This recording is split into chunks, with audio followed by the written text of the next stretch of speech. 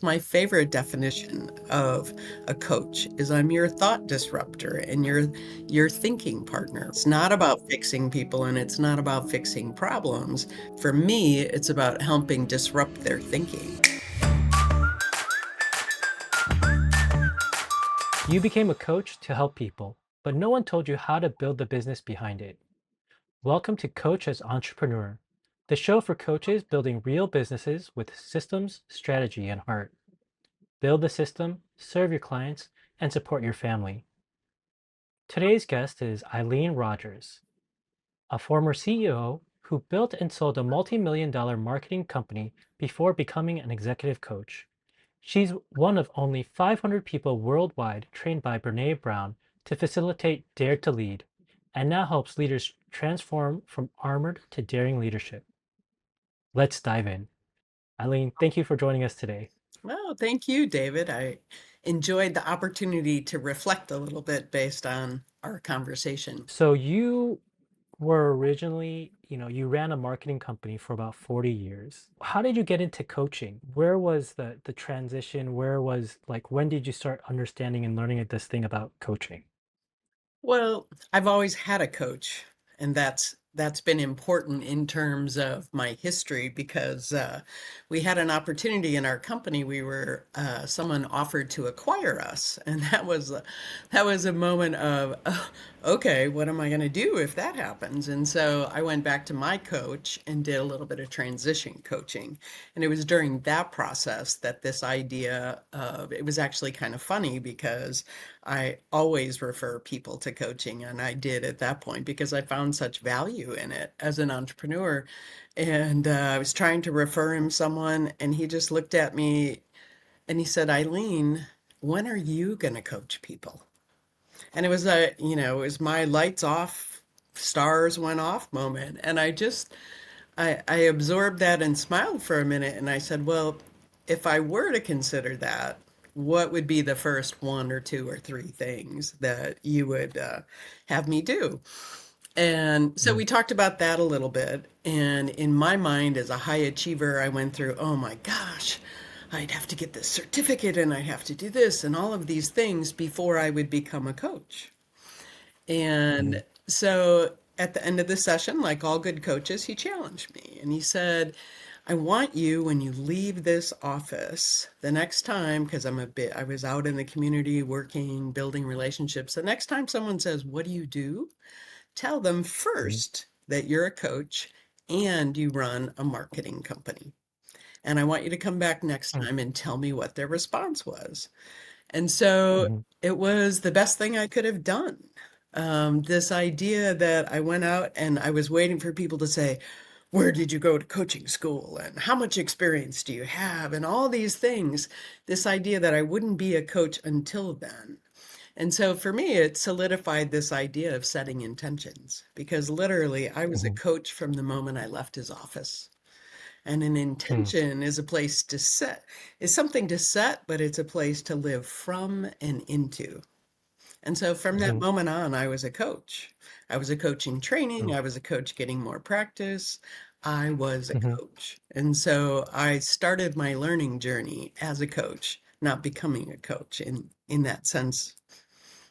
I feel like the really good leaders, obviously you were a CEO, you had your own company for 40 years, and a lot of really good leaders who are running their companies, they often end up doing coaching and mentoring within their businesses as well. And were you, when you reflect on your time in your business, do you feel like you were also doing that as you were growing and building your company as well? I do think that at some level I was doing that. I do Mhm. feel as though there's a difference between being a problem solver and being a coach, and that's where people get Mhm. confused. So I was a really great problem solver. Mhm. And in order to be a really great coach, you go over that apex, right? It's not about you, it's not Mhm. about your success. Now it's about how do I help other people find their own solutions? What I enjoy the Yeah. most about coaching is the assumption that it assumes whoever I'm coaching is 100% whole. It's not about Hmm. fixing people and it's not about fixing problems. For me, it's about helping disrupt their thinking. That's my favorite definition of a coach is I'm your thought disruptor and your thinking partner, right? Hmm. That's that's so interesting because this whole world of coaching, whenever I talk to somebody about coaching, they're always like, "What is that?" Hmm. And when I talk to coaches too, there's all these different variations and ideas about coaching, and even coaches who are in like executive or leadership coaching as well, when they think about it too, they also have a different perspective around that as well. And I'd love to understand more. So, your philosophy and thinking about coaching as you're talking about disrupting the leaders' thinking, right? Yeah, well, and part of my journey, probably the first 5 years that I began to Hmm. get trained and practice and learn about coaching, I had a specific goal because I was still in my company. My partner was taking over, but I was still doing that. So I had a chance to learn while I was there. I didn't just jump off, jump off the Hmm. cliff. So I wanted to really understand the difference between coaching, advising, consulting, and facilitating. And that Hmm. was probably the best thing I ever did. And for Hmm. me, they're all very different. So, and mentoring, people often throw that in there. And so really understanding the difference, which ones did I enjoy, which ones could I have an impact at, and Hmm. where was that really helped frame the foundation for understanding how I wanted to build my practice and who I wanted to do it with. Hmm. And so, where did that, for you, where did that fall? How much of the facilitation, mentoring, and coaching? Well, one is how do you kind of differentiate those? Yeah. And where did that kind of fall for you? So for me, the biggest thing most people thought when I left my company that I would go do consulting. And consulting is not coaching, right? And for me, my challenge was as an entrepreneur, I didn't enjoy being told what to do. So I really didn't appreciate this idea because I thought consultants are there to tell you what to do, right? So that wasn't really a good fit for me. I did try a little bit of that when I sold my company, and it's just not a good fit. And so, advising, my coach had an advisory practice, and that's where I found my niche to be. This idea that if I'm Mhm. working with leaders and or CEOs, that one part of it, I have my coaching hat on, and then the visual of now I'm going to be an advisor because there's some value to the experience that I bring. In that process of Mhm. advising, though, it's more, is this something you may have considered? This happened, whatever. Mhm. So it's not, I'm telling you what to do. So the comfort sweet Mhm. spot for me is around advising and coaching and being very present in the moment to which hat I have on. I do some Yeah. facilitating. I did leading groups and things throughout my career, and I enjoy that. Yeah. Having gone through the pandemic, I really enjoy it in person, for the most. Mhm.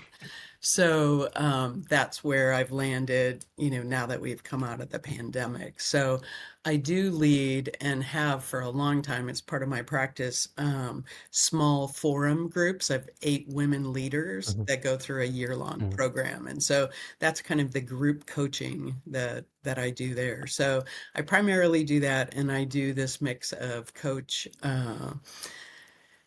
advisory as the Okay. foundation to my practice. And if somebody asks, I might speak. If often someone I've coached with wants me to work with their team, I'll do that. Mhm. But it's Yeah. by request. Okay. So then so you do a mix of group coaching, some advisory, and then one-to-one coaching, Yes. as well as like the odd speaking engagements. Yeah. So how does that kind of inter or like correlate with your the Dare to Lead facilitation as well? Yeah, the Dare to Lead is a 24-hour training, actually, and it's all about Mhm. courage building. And so Mhm. that naturally flows into the foundational concepts we talk about. often in Hmm. coaching. And so I have just a plethora of tools and resources and things that I use that come out of that. The Hmm. other tool, if you will, that I use is the Enneagram. I'm a certified Hmm. Enneagram practitioner. There's lots of great tools and things for coaches to use out there. That's the one I've Yeah. chosen. Um, Hmm. and I was introduced by my coach, so I've been a student for 30 years. And when I actually sold my business, the two things I did, I went and got certified with Brené Hmm. Brown, and then I also got certified with the Enneagram. And the tool that I use with the Enneagram is literally a 42-page professional leadership report. And so it Mm. really jumpstarts a lot of the work that I do with coaching clients because it all starts with Right. self-awareness. And Yes. that's a very helpful place for us. What are the dangers of working with a leader who isn't self-aware? Well, what ends up happening if you're not self-aware, the challenge is we sort of default ourselves onto other people. What our values are, Hmm. what our style is, what our personality is.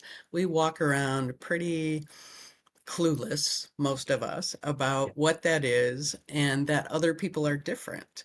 And so that's where my work with the Enneagram really comes in, because if Hmm. that's your theory, in the Enneagram, there are 9 core types of individuals with different motivations.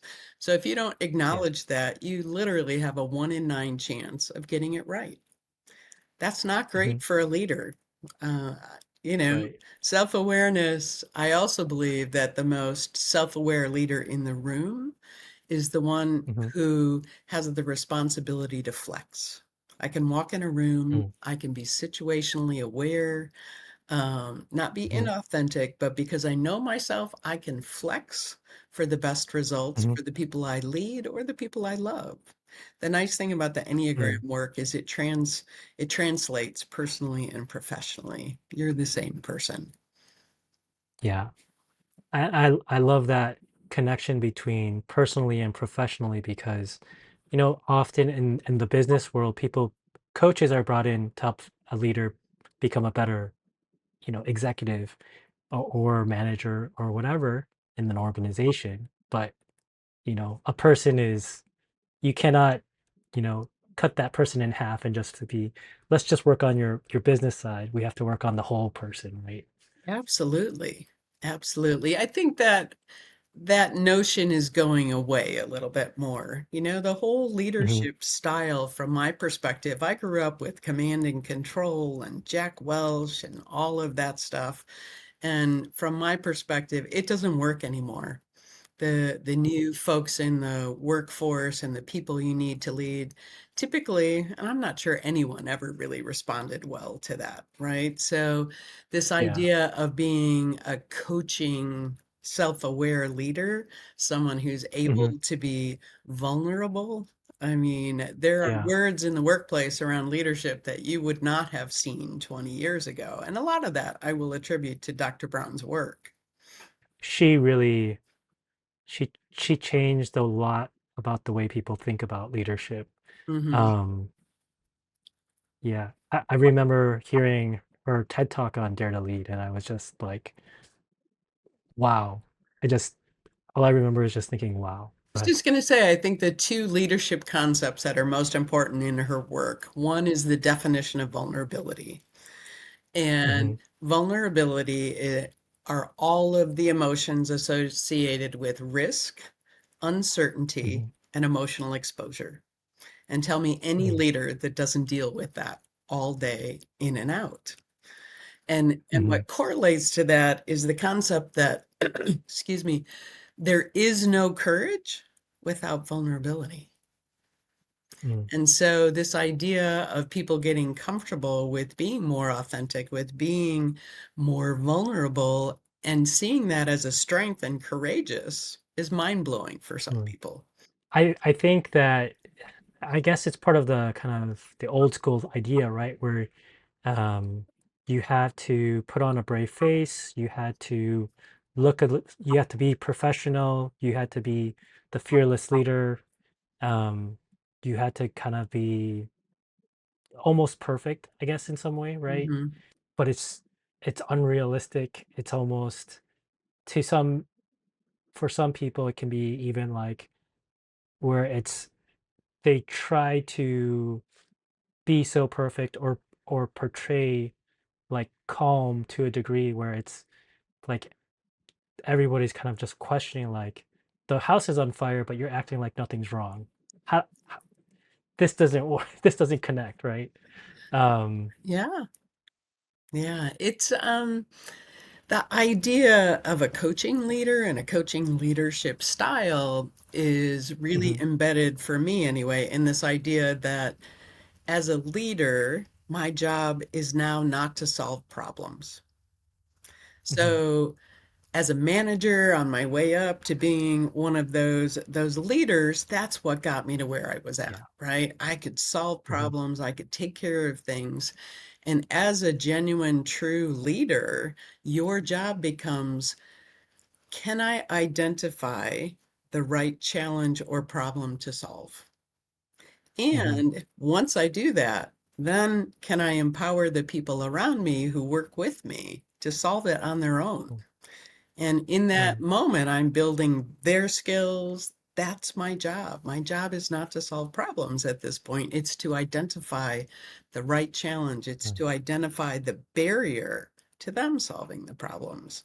And even that is a shift for so many leaders, right? So as a coach, what have you been finding that's been really rewarding about the work you're doing now? Mm. When people ask me about that, the description that feels most accurate is it makes my heart sing. It Mhm, is at this point in my career, it's so rewarding to be either in a group or in a one-to-one kind of situation and literally see the person in front of you shift their perspective and change their life. And literally, it mm, sounds so easy, but shift your perspective, you can shift your life. And so at this point, I've been very successful by my definition. I've been recognized, and there's nothing mhm, there that's driving me. The mm. ability to help other people be more successful, however they define that, just it. I used to call it dancing with the dog. I had a very large dog, and when you help somebody, she would step up, and there was just like you have to almost let the joy out. Um, and so it's just it makes me happy. I can't imagine it not making anybody happy, being able to be a part of somebody's story, Mm, to help them to change their perspective and to be able to shift gears in a way that makes them either more successful or joyful in whatever way that they're trying to grow in their life. mhm. I think being able to kind of make an impact in somebody's life in that way is, uh, I mean, I don't think everybody gets to do that. And so I think that's amazing. Like I think as people being able to create a positive impact on others, that's like one of the most important things that we can try to do in the world. Well, and it fits for me. The part Mhm, of my learning about coaching, what was my niche, where do I fit, where do I have impact? There was a mhm, really there's a book called The Prosperous Coach by Steve Chandler and Rich Litvin. And a lot of mhm, what's in there I found incredibly helpful early in my career to help me figure out, how do I want this to unfold? And one of the things they said in there is if you want to make more money, serve more. And hmm, for my life of service, that totally resonated for me, right? You want to make uh-huh, more money, serve more. And mhm. foundationally, that's been a big part of my career as a coach. How how does how does serving more help you to make more money? just Okay, to kind of good unpack that question. idea. Yeah. So the idea is for me, and it was also what they recommended, you want to talk to people, you want to serve people, you want to help people. You don't want to sell Mhm. people coaching. The idea is Mm. people don't buy coaching, people Mhm. experience coaching. And Mm. so I am happy to, when someone is interested, say, look, let's just spend an hour together. Let's, you can Mhm. share with me what's happening. We have this conversation. And Yeah. so, there are times where even in that 1 hour conversation, someone has a shift, someone Mhm. is good, and we don't need to coach. And that's okay Mhm. with me, right? Because my goal is not to sign up coaching clients.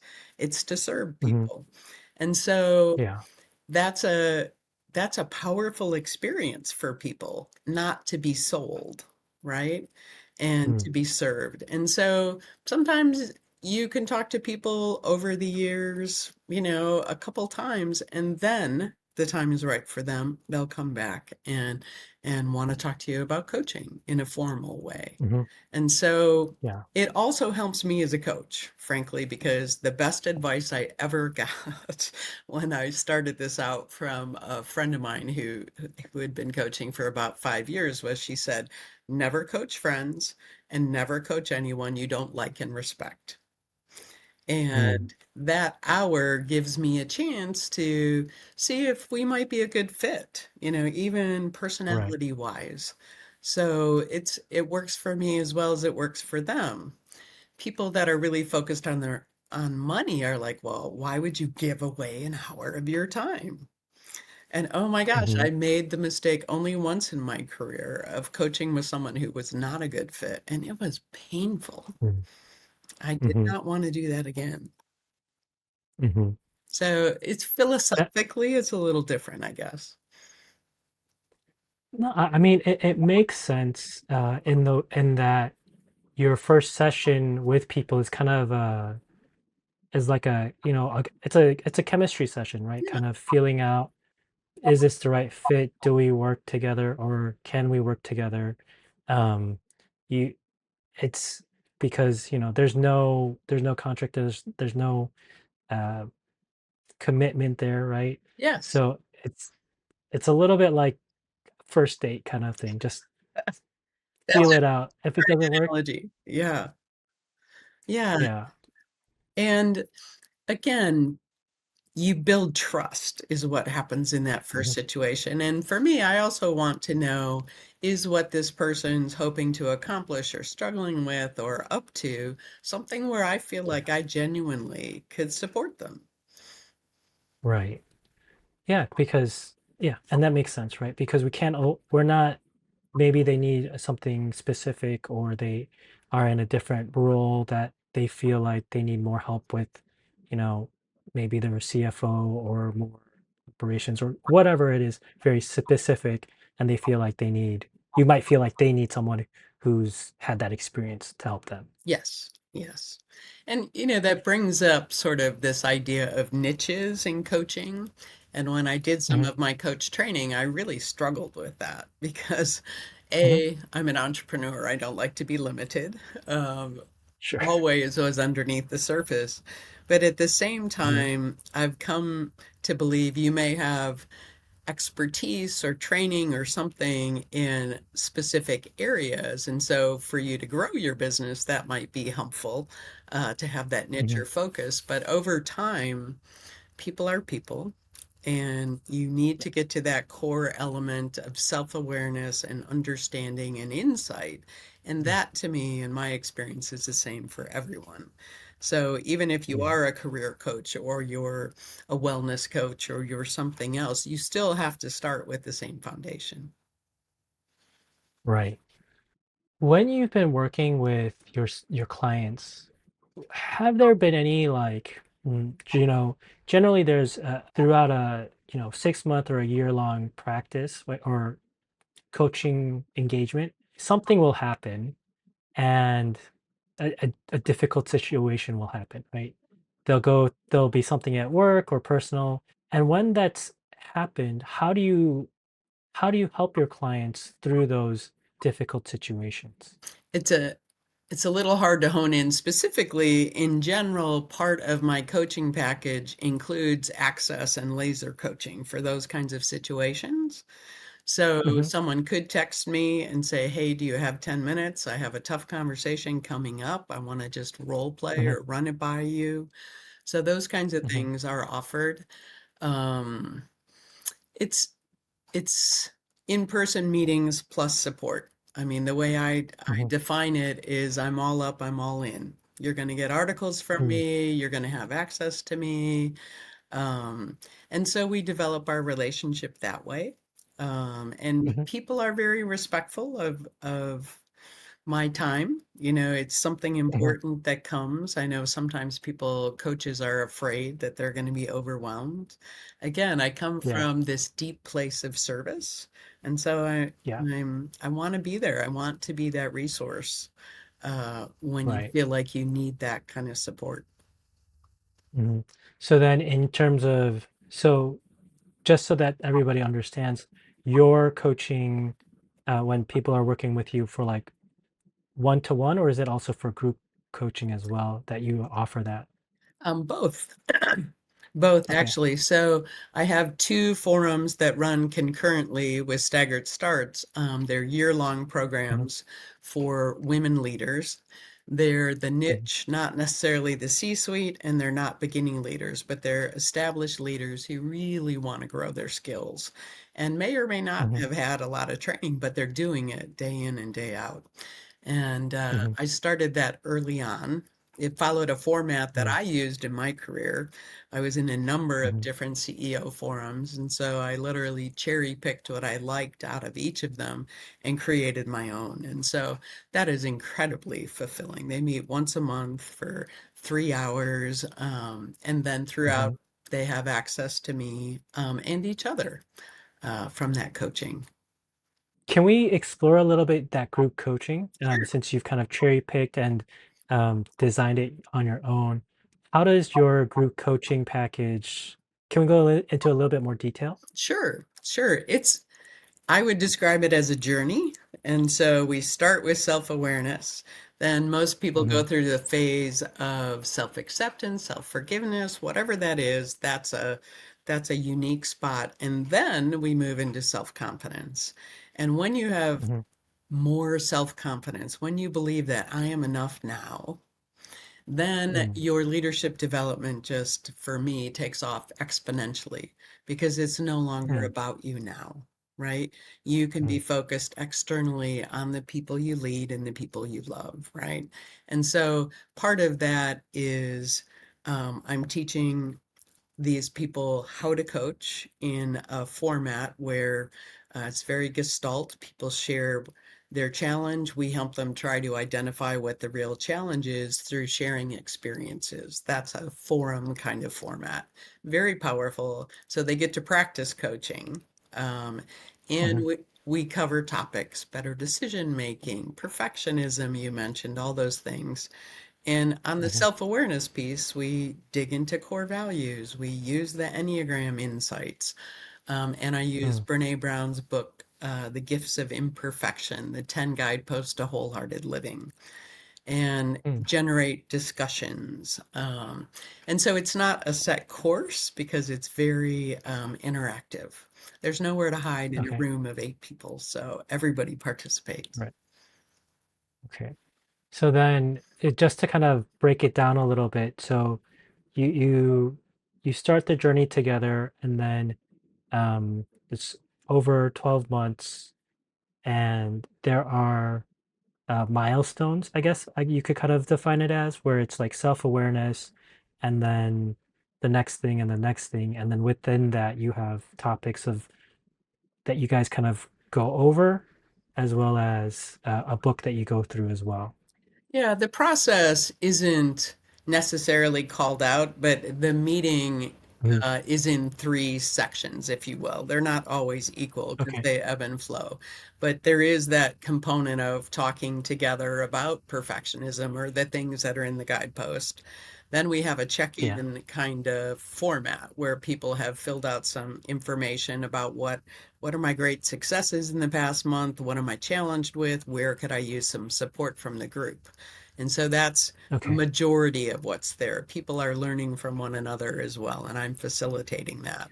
And then there is a Okay. topic that maybe they've read a book or they've listened to some podcasts on certain topics. Maybe we're talking about Mhm. trust or we're talking about feedback and those kinds of things. Mm. It Okay. is, there's no advice. That's my job to keep people from giving advice. People don't want advice. But it's sharing experiences and Okay. coaching one another, right? It's, Okay. it's really Wonderful. powerful. Yeah. I yeah, as I talk to different coaches, I'm learning about different ways that people run their group coaches or coaching programs, and um, it's always yeah, it's always one. It's just interesting to learn about and understand, Hmm. but it's also as you built your own program, it's like okay, how can others build their own programs? And so, thank you for sharing. Well, and the program unintentionally, even though I was a marketing person, has created Hmm. all kinds of opportunities, right? So the people that are Hmm. in your group forum are people who lead teams and they're people that are at companies. And so, Hmm. often opportunities are, Eileen, could you come in and help me facilitate a values session with my team? Or, Hmm. can we come in and do something on trust? And so, that wasn't my Hmm. intent just because I had found so much value, but it has been an offshoot of that. And it's the kind of relationship building referral that I wanted to Hmm. create in my practice. As we're talking about your coaching business and your practice and how you wanted to build that, let can we talk a little bit more about your coaching business? Sure, absolutely. Um, so currently, do you run it as a solo coaching business, or do you have is it like a small consultancy, or do you have a small team that works with you? How does your coaching business look like today? It's a solo coaching, and that's by intention. I Hmm. do have continue to have my own coach, which I think is really Hmm. important for anyone who decides to go into coaching. Why would someone Hmm. buy from you if you don't take advantage of the same kind of service, right? So that is one of the Right. questions I always ask new people. Do you have your own coach?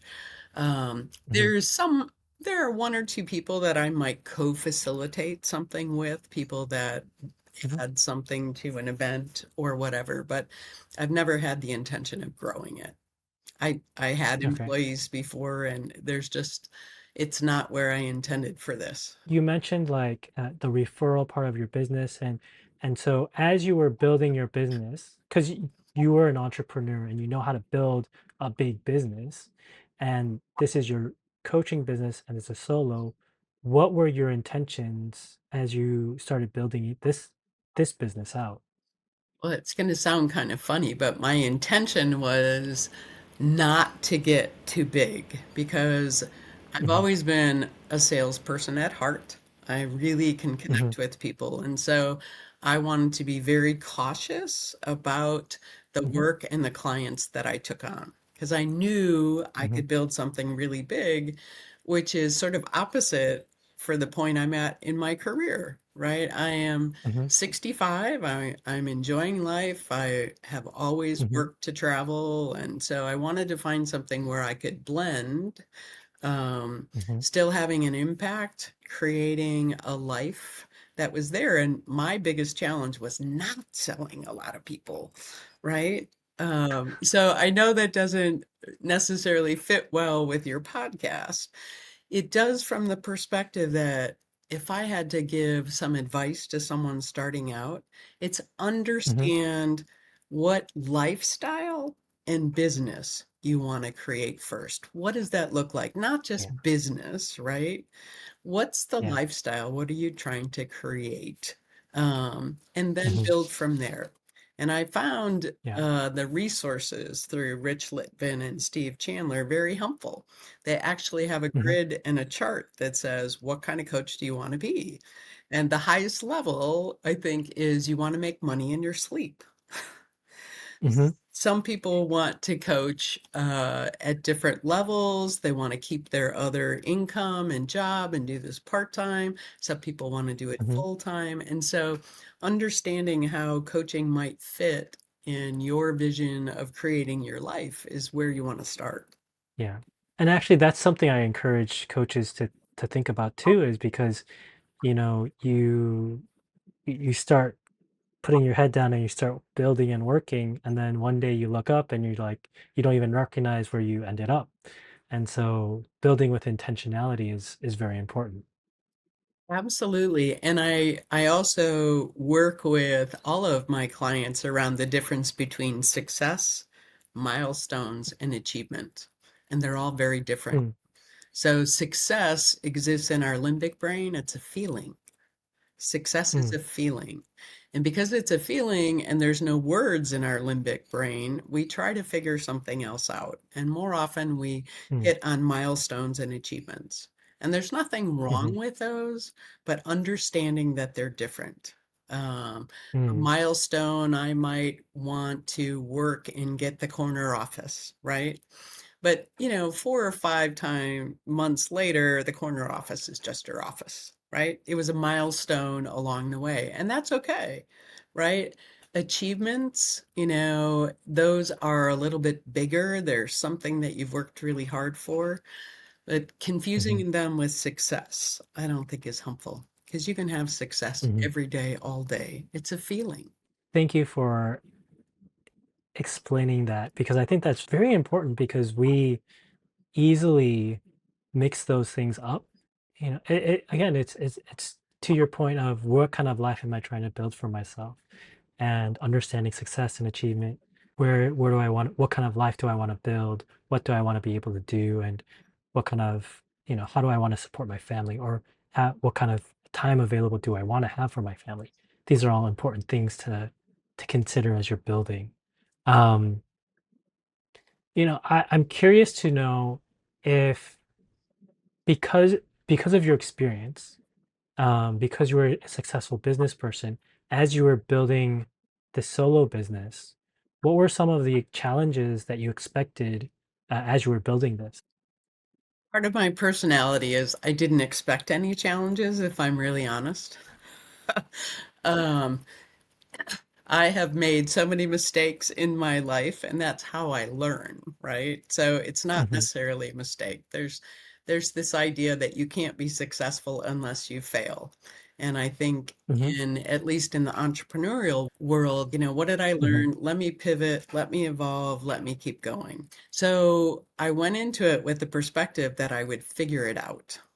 The Hmm. What surprised me as a challenge was and this was almost 15 years ago at this point, was the attitude around coaching. That was where I was really struggling to find my footing because people at that time were life coaches and they were charging almost nothing per hour. And from my Hmm. perspective, that really hurt the industry overall. People Yeah. who just hung a coaching shield and yet really didn't have the investment and the training and the experience to do it. And so figuring Yeah. out, I knew the two words, and I don't mean to be disrespectful, that I didn't want to use were life coach. Hmm. And so being able to do executive leadership, leadership coaching, that different level. And so Hmm. figuring out how to talk about what it was that I was doing. And, Yeah. I learned what creates value, right, in coaching. So I had Hmm. some of that experience, but that was probably where I kind of muddled through a little bit. And in that context, figured out where's my sweet spot, right? Where do I have impact Hmm. and where are people willing to invest in it? I think that's really important, because I mean, we talked about it at the beginning, where we talked about like different types of coaching and how people perceive coaching, right?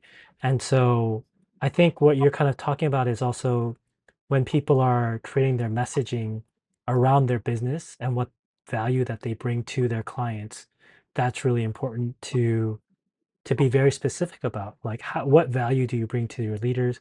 What kind of results can they expect from working with you? Um, so, you, I guess the question would be like, what is the elevator pitch when somebody asks, "What do you do now?" How do you present yourself to people as a coach?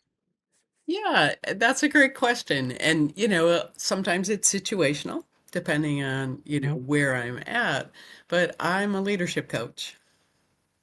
Hmm. And I challenge, I grow, I nurture, help create braver, stronger leaders, and Hmm. hopefully ones that are leading with an open heart and an open mind.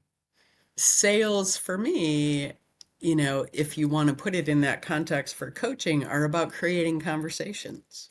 Let's create a Hmm. conversation.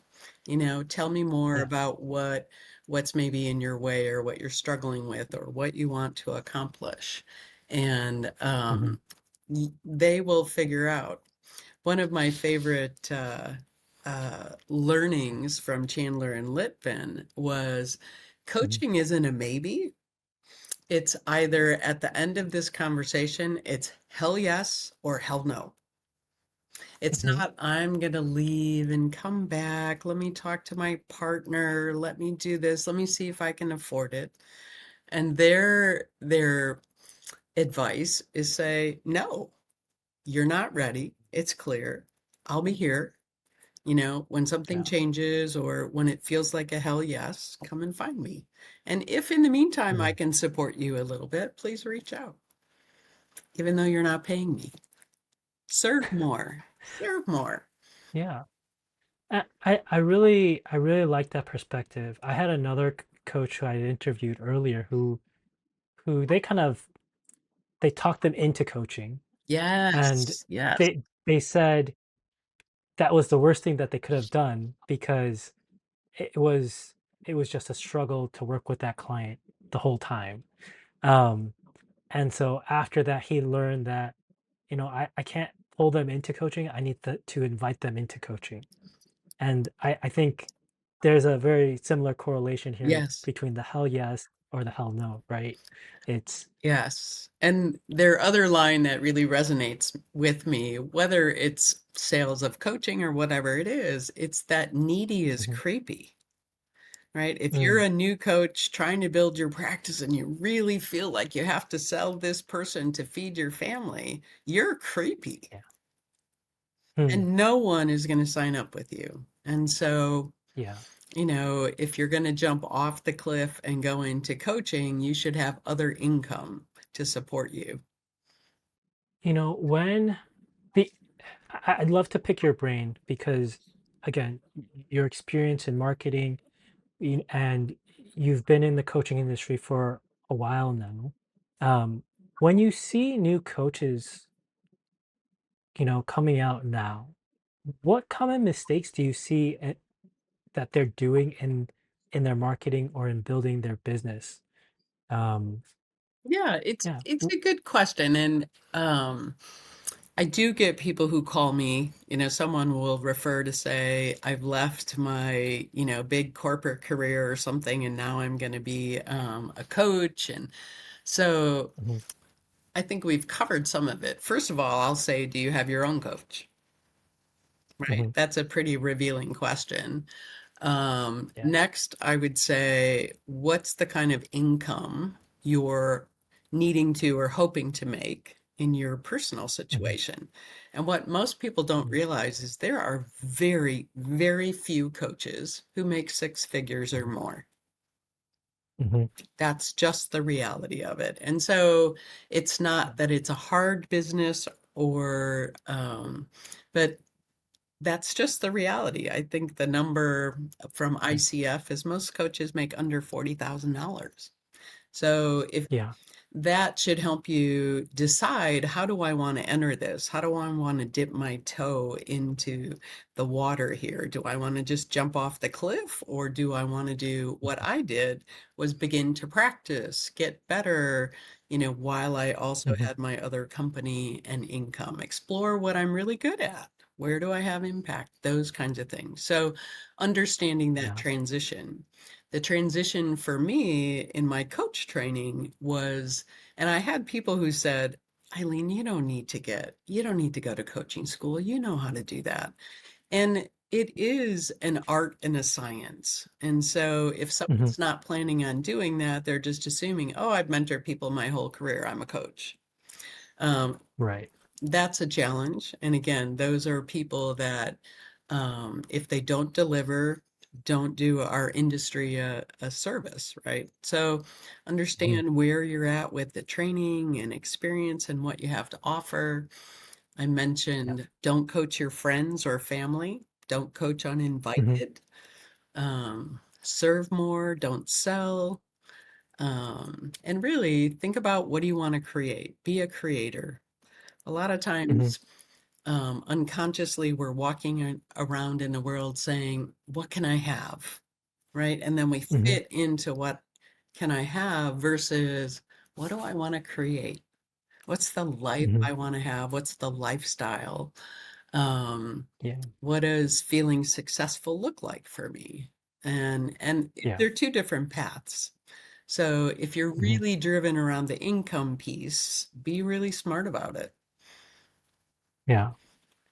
What do you see as the biggest differentiators between the coaches who are doing six figures and then the coaches who are barely making 40,000? What is what is the thing that separates these two groups? The value they provide. Hmm.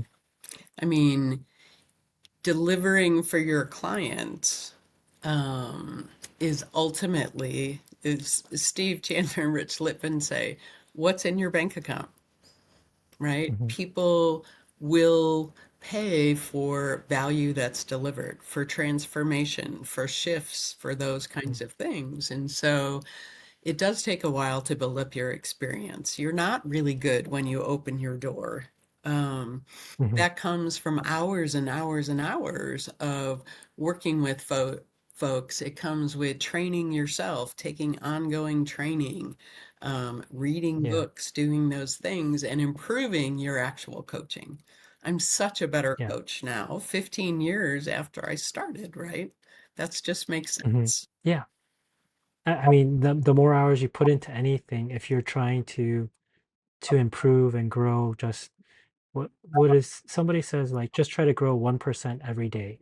Mm, And if you try to grow 1% every day, that's it compounds mm-hmm. over the years, right? You know, when you look back at your coaching career now, is there anything that you would have done differently when you started out? I thought really hard on that question when, you had shared that with me prior to our conversation. Um, there's nothing I regret. Let me put it that way. Hmm. Um, what I would have done differently is probably understood my value. And, Hmm. from the sense of, what do I bring to the table, right? Where are those things that I can add value? And I wasn't as focused. I was excited about being in coaching and looking at all different things. Um, Hmm. but there isn't there isn't a lot. Again, a lot of pressure Hmm. came off because I still had an income. So I could explore, I could trip, I could Yeah. revise, I could do those kinds of things without being Hmm. creepy and needy, right? Yeah. Um, what I will say in reflection that I've enjoyed the most, and is the benefits that have been provided to me. So my coach used to say, and now I really understand what he meant, we teach what we most need to learn. Mm. And so for me, coaching has made me a better human being. I Mm, I have the ability to be really present with people. I have the ability to really listen to people.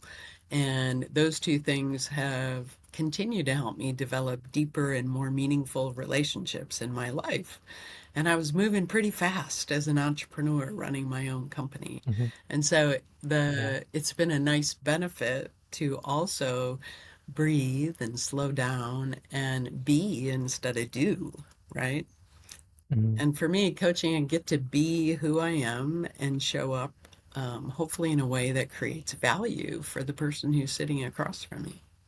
I couldn't imagine anybody sitting across from you and not getting value from that conversation. Mhm. Um, I mean, even through the two conversations we've had, I've learned quite a bit.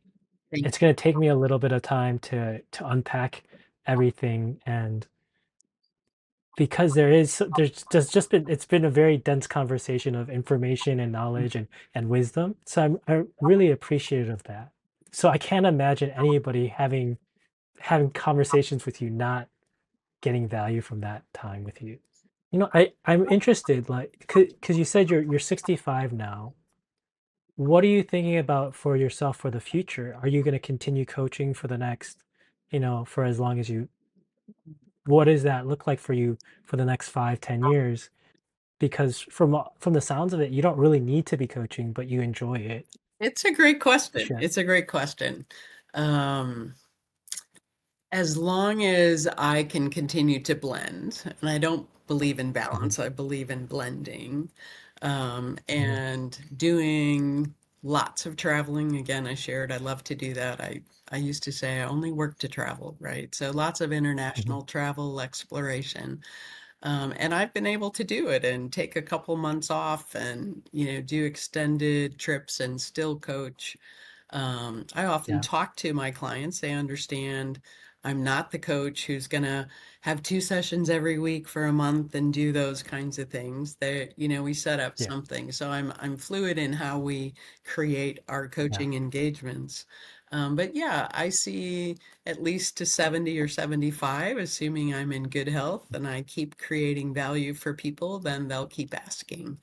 It Hmm. is very challenging for me to think about, I don't even like the word retirement because somehow for me, it's connected to not having a purpose and not having impact. And that's what's really important to Mm, me.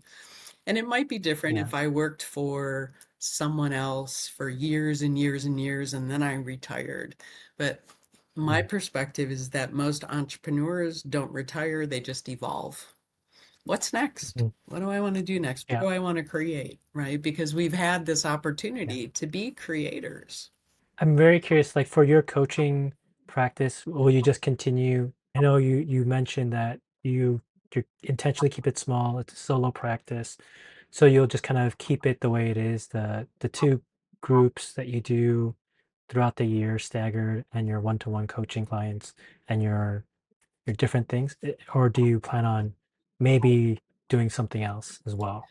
Well, I have something that turned into a significant part of my business. So I am literally almost an in-house coach for one of Okay. my CEO friends and her company. And Hmm. so I've done that for 3.5 years, and we have a retainer Okay. and a certain number of hours, and she has her leaders Hmm. and teams go through that. And that's been especially rewarding because I get to know and follow people on a regular basis. And so, Hmm. that's something I have flexibility to do as well. And I didn't start out thinking I was going to do that, but it Hmm. was because I do understand business and like business. It's a Yeah. great way to keep me in.